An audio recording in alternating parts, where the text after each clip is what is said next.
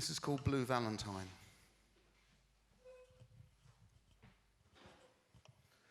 Blue Valentine, all the way from Philadelphia to mark the anniversary of someone that I used to be. The ghost of your memory. Hang on a minute. You're Tom Waits, I said. I sure am. But what are you doing here, I said. I'm not here. Then what are you doing in my head, I said. I'm not in your head. You're dead. Then why am I talking to you if I'm dead, I said. I'm God. I don't believe in you, I said. Tom tipped his hat, opened his arms wide, and shrugged. I'm God to you. But that doesn't make any sense, I said. Whose words did you remember when you last closed your eyes? Blue Valentine. Oh! So that's why you're here, I said, because I was singing Blue Valentine when... Yes.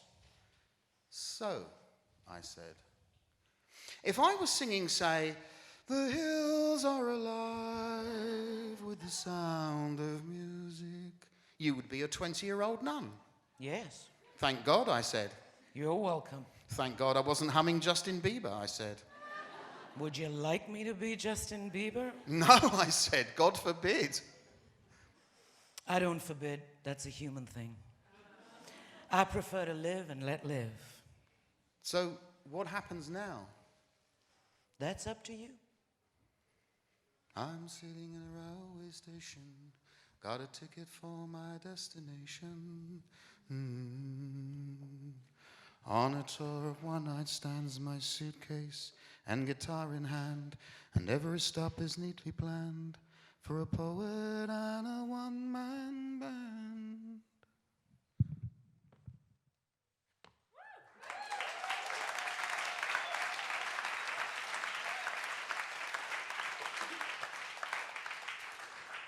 Thank you. I hope you enjoyed the weirdest rendition of Tom Waits you're ever going to hear. My name's Sameena Zehra, and I'm going to be telling some stories. There are two stories. The first one is called Riots in Mumbai. This one happened a long time ago, but I've told this story a lot, and I'm going to tell it to you tonight. In 1993, I was living in Mumbai. It was called Bombay then. I don't know if anybody remembers that. It's very weird for me. I had to change the name. In the early 90s, in another part of India, in a place called Ayodhya, some Hindu fundamentalists had brought down a mosque. That mosque had probably been built on the ruins of a Hindu temple a few centuries ago, in that endless cycle of ruin that human beings visit on one another. So that was happening there. The army was there. They were supposed to stop anything terrible happening, but they didn't. They just stood back, and mayhem ensued. So riots started to break out all over India between Hindus and Muslims. I'll be honest with you, if you have any familiarity with India, that is the easiest fucking touch paper to light. Ever since independence, Hindus and Muslims have been fighting with each other for no fucking reason that I can think of. Where I was living in Mumbai, it was particularly bad because Mumbai is the capital of Maharashtra, and Maharashtra has always had a state government which is a right-wing Hindu nationalist government called the Shiv Sena. They've been in power for many decades, using such pithy slogans as Musalman ke dostan, Pakistan ya Kabristan, which loosely translated means there are only two places for Muslims, either Pakistan or the graveyard. I know, fun times. So this is early 93, and there's stuff going, it's safe to say there's stuff going on, right? And there are riots all over Mumbai. One of the other things about Mumbai is that Mumbai has some of the world's largest slums. And some of these slums are built on what ends up becoming prime real estate. But how do you get hold of that prime? It's very difficult to just get rid of, well, we did find out during the Brazil World Cup that apparently you can get rid of favelas and everybody in them. Same with Beijing Olympics, hutongs just disappeared. But so that was happening, so it was there, but the developers and the politicians saw an opportunity, and rubbing their hands together like Mr. Burns in The Simpsons, I imagine. I have no empirical evidence for that, but I'm sure it did happen. They thought, we can do this, let's fucking do this, this is a great time. And so they burnt out and flooded out a lot of these slums, and they're like, oh yes, yes, the Hindus did that one. Yes, oh, the Muslims did that one. Yes, yes, Smithers released the hounds. I don't think they said that, but you know. At the time, I was living in a block of flats. It was one of 6 blocks. So 3 blocks here, 3 blocks there.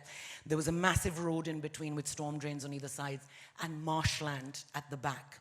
One of the days during all this rioting, I went down to go out and cross the road to I wanted some red onions.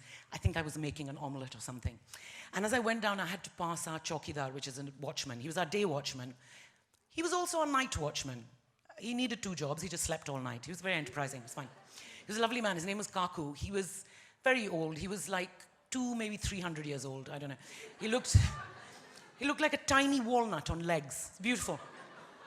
Also, he had 1 tooth in his mouth, right? It was in his lower jaw and just stuck up like that.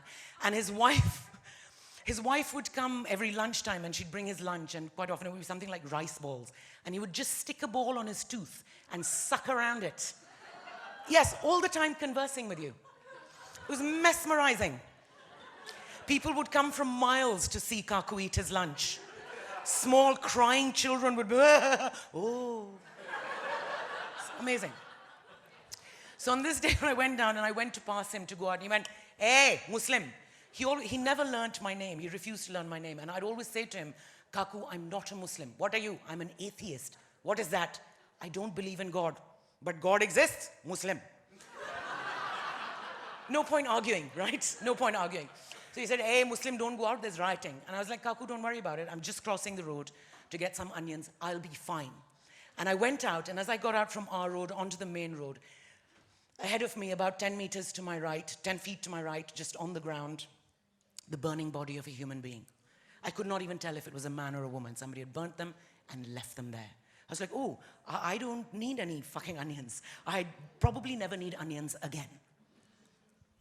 In the middle of all this rioting one day, somebody came around to tell all the chowkidars of all the buildings. They were like, oh, listen, the Shiv Sena is coming tonight to take all the Muslims. So if you have any Muslims living in these buildings, let them know they can go and stay with relatives or friends till all this trouble dies down. Now, 6 blocks, about 180 flats. And in those flats, there are Hindus, Muslims, Christians, Jews, Parsis, Buddhists, Sikhs, you name it. One of the wonderful things about India is that every religion under the sun exists there. And there's 1 billion people, and somehow they just manage to rub along. So far, so good, right? The easiest thing, it's a big city, right? Nobody knows their neighbors. Nobody gives a shit. The easiest thing would have been for them to say, look, Muslim neighbors, we don't mind you, but can you just piss off? We don't need this hassle. But they didn't do that. The first thing that everybody did was they removed the name badges from the post boxes. Because in India, you can tell immediately from a name what religion a person is, sometimes even their caste. So they took those off so nobody could identify where anybody was. Then a load of people started patrolling the street in between, the road in between the blocks of flats and the flat roofs. And they had all kinds of improvised weapons. They had like hockey sticks and cricket bats and kirpans, which is a dagger that Sikh people wear. Somebody had a ladle. I don't know what they were doing. Here, take some poison soup. Later you will have a bad stomach and you will be very sorry that you did writing. I don't know what the fuck that was. Anyway, so that was going on. And every so often a police convoy would come past or something, they'd come and everyone would just drop their weapons in the storm drain and just wander around in groups of 2 and 3, like, Victorian ladies by the seaside, just gossiping away. And I don't know if the police ever thought there was something weird about the fact that there's just loads of people on this road, but all in groups of 2 or 3, because any more than that, they can be done for loitering. But they didn't say anything. That just happened, right? So this was going on. About 2 o'clock in the morning, and we were all awake. Nobody was sleeping. It's fucking terrifying, right? About 2 o'clock in the morning, somebody set up a cry, and they said, they're coming. And I looked out of my window, and across the marshland, I saw this phalanx of about 40 or 50 people coming towards us. They were all carrying torches. I don't mean Duracell Bunny, I last for 48-hour torches. I mean get Shrek out of the fucking village torches. And they're all just coming towards us, and there's a flurry of activity, and people were just like, okay, here, have you got your cricket bat? Have you got to put the fucking ladle down here, take a stick. And they're just, across the road from me, I saw this couple silhouetted against they were standing right by the window, and their room light just silhouetted them. They looked like sort of shadow puppets, just very, very still, waiting for the puppeteer to animate them and I could hear the sound, all this scurrying above the sound of my blood just pounding in my ears. And I don't know, and then suddenly I heard a sound of somebody banging a couple of stainless steel utensils together. And then another flat did it, like somebody who had stayed back, a man, a woman, a child, and another flat, another flat, another flat, another flat, another flat. Within a minute, there's the sound of like 180 flats just banging stainless steel utensils together. The silhouette across the road from me just disconnected for a minute, and the woman ran away, and she came back, and I could see her face in the light. Just for a second, her eyes were wide, and she had a determined face, and she was carrying a stock pot and a ladle. Finally, the ladle made sense. And they started banging, and I heard myself shouting just to add to the noise. It was a huge sound. It was a magnificent sound. It was the kind of sound you expect to hear if somebody said the words, "Release the Kraken."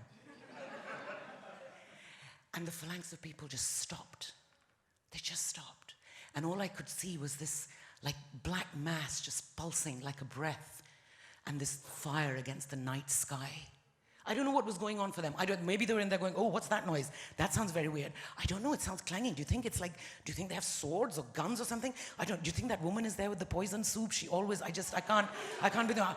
I don't know. I think you should go and check. No, you go and check. I have a family at home. Nobody cares about you. I don't know what was going on, right?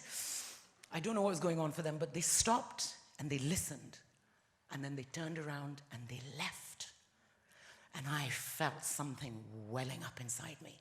I can't explain it. I was just like, "Oh my God, Kaku, I love you. You can call me anything you like. I don't care. Today I love you. That woman who's always leaving her rubbish at the bottom of my stairs and I trip over it every fucking day. Today I love you. Those children who are always banging on my door and running away, you little shits. But today I love you. I love you all."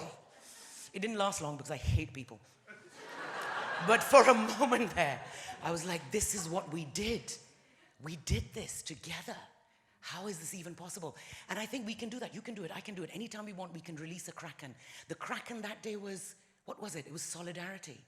But I think there are limitless possibilities of what the Kraken can be. And we can release it anytime we like.